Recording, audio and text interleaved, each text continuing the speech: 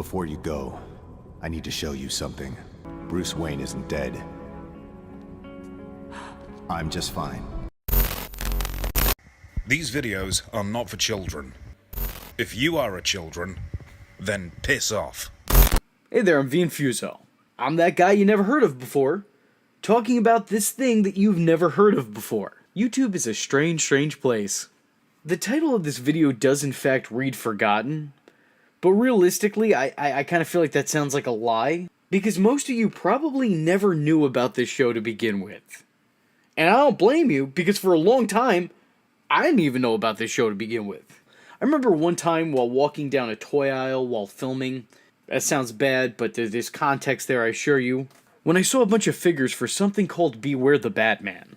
And I stopped and thought to myself, wow, that's such a strange toy lineup. And then I moved on with my day, and I never thought about it again until a little bit later in life. Well, as it turns out, it wasn't just a toy lineup. It was a toy lineup to a not-so-well-known 3D animated series. A one-season-long show broken up into 2 parts, with 26 episodes in total. A Batman show I'd never really known about before.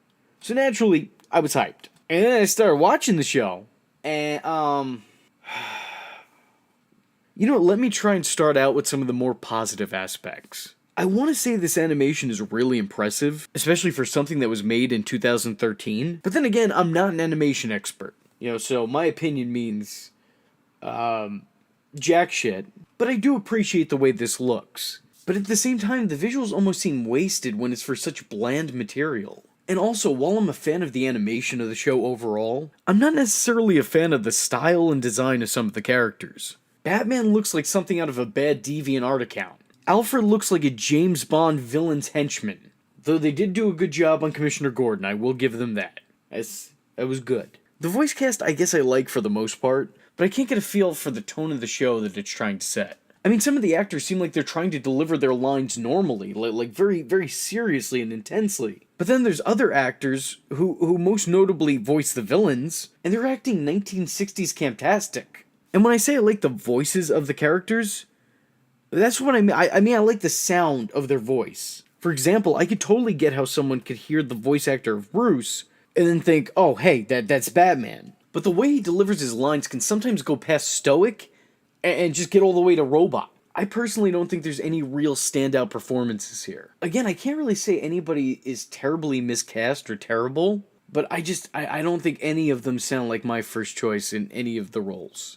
And also, when you think of Batman, you may think of his most famous rogues gallery. You know, you're probably thinking of names like the Joker, Mr. Freeze, the Penguin, Harley Quinn, the Riddler, Poison Ivy, Catwoman, Scarecrow.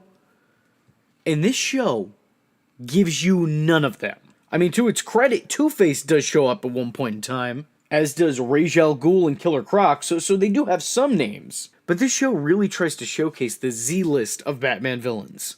You get Magpie, and Humpty Dumpty, and Peppa Pig, and all that shit, great. In a lot of ways, if you're a Batman show, I feel like you're semi-sabotaged if you're unable to use some of the bigger names. And the thing is, it's not just villains either. Even Robin is MIA in this canon. But it's okay, because in his place was Katana, who to my knowledge was never really a member of the Bat family before. But it's alright, you know, because she has a little Robin mask. That's fine, it's perfect. What do you mean it's not the same? In all seriousness, while that's certainly not an ideal story, or at least not for me, it is at least different, and I don't necessarily hate it. It's just that the team of young Bruce, buff Alfred, and girl Robin just really wasn't all that interesting. And the threats that they'd face were, well, they were usually kind of lame. I do like the concept of the series. The show centering around a young Batman, we're now past his origin point, and his first night out on the town, which means that we don't have to see his parents meet their untimely demise like every other Batman continuity likes to remind us that they did. Wrong! We're a little bit after he began to cosplay as a creature of the night. I like this time period for Bruce, because let's face it, an experienced Batman is an overpowered Batman. The dude is always prepared. We're talking about a man who carries around a rock to kill his best friend at any given notice. He always has a contingency plan. I mean, when I play the Arkham games, I almost feel sorry for the thugs I come across because they don't even stand a chance. Really, I'm the bad guy in this situation. But here, he's still learning. Though in hindsight, that really doesn't change a whole lot. He's still kind of shown to be unstoppable when he's going fist to fist with somebody. But to be fair, let's face it, even though he's young, he's still Batman, so... You know, I have a hard time understanding who the target audience was for Beware the Batman, because the campy villains make me think it's mostly for children. And also, it's a cartoon on Cartoon Network. And most cartoons on Cartoon Network are for children. But the thing is that the plots on the show are really slow-paced. And a lot of the scenes involve characters casually sitting around and bullshitting exposition at Wayne Manor. And that's just really uneventful. I feel like the show is missing its excitement factor. I think it definitely pales in comparison to previous Batman series at the time. The action on the show was competent, but overall kinda lame. And outside of the action, there wasn't really any depth. You know that whole meme, I forced a robot to watch all these movies and write a script and this is what he came up with? That's what this is. This series is basic Batman. And I hate to say it, but it's really kind of boring. I recorded my friend Paul watching this for the first time, because I wanted to get his reaction. Maybe I could use it in this video. Except he didn't react, because there wasn't really anything to react to. I also put this on for Ray's World TV, and again, no real reaction. They did both, however, almost fall asleep while watching the show, so make of that what you will. Not everything's bad on the show. There are some stories I do find interesting, highlighting Gordon's initial hatred of Batman, which is a dynamic that we don't typically see. It's kind of a ballsy beginning. Having Barbara Gordon moonlight as Oracle early on, it's a nice touch, I like it, it's interesting. Creating and establishing a connection between Alfred and Katana, not bad. These are all great ideas on paper. In execution... It's just too little, too late, too... boring. In conclusion, the show isn't offensively bad. It's just really, really bland. And maybe that's its greatest sin. You see, people still to this day mock Batman and Robin. It's infamous, but it's still rewatchable. It's still entertaining.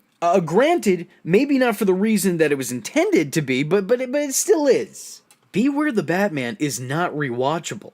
And it's not so bad it's funny. And on its own, it's just not good enough to be entertaining. It's just... alright. That's the thing, I guess.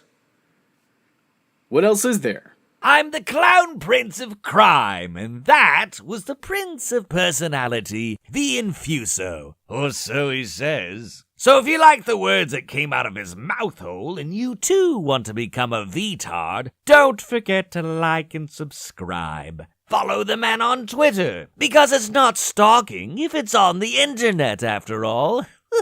Join the fun by joining the Discord. If for some strange reason you want to show support, and I don't know why you would, and if you have $1 to spare, head over to the SIJW's Patreon, where you can request videos, get exclusive content, and early access to scheduled videos. Or head to his PayPal, where you can buy the shirts. Oh, aren't those lovely? And just remember, if you're not tuning in, you're missing out. Yeah.